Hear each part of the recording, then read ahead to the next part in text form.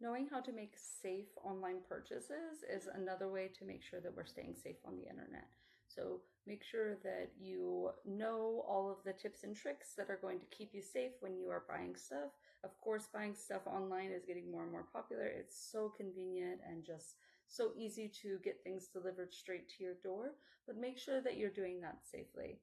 The first thing is you should always make sure that whatever website that you are ordering from is a secure website. That means it's going to have an HTTPS in the website link. If it doesn't have that, it cannot be trusted. Do not put any of your personal information, including like your credit card number, into that portal because that means that a hacker might be stealing that information.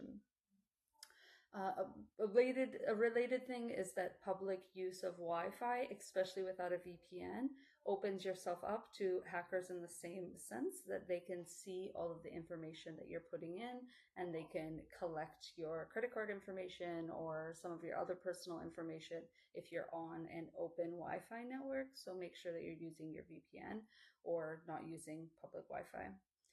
Also, make sure that you're using payment apps or credit cards, other forms of safe payments. Those are going to help protect you against hackers or some other form of data theft.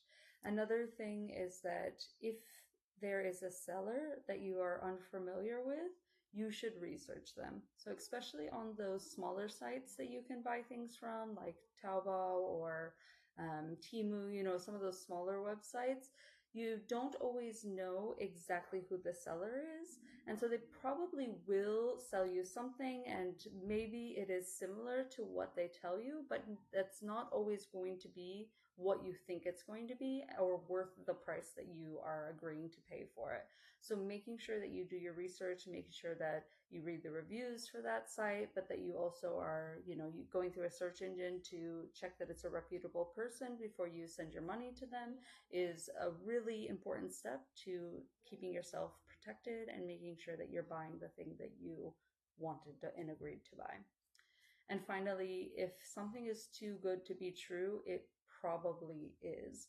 So if you are being told that you're going to buy a PS5, and yes, that's really exciting and fun, and then they say it's only $50, you have to think, wait, why is that? Why are they only charging $50 for that? That seems too good to be true. It's probably because it's broken or it's not a real PS5. It's just the outer box of a PS5 and a really cheap computer on the inside or something like that.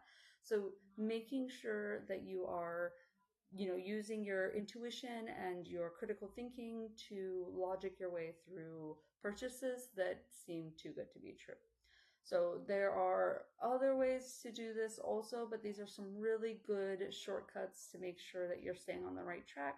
So be safe out there and take care of each other.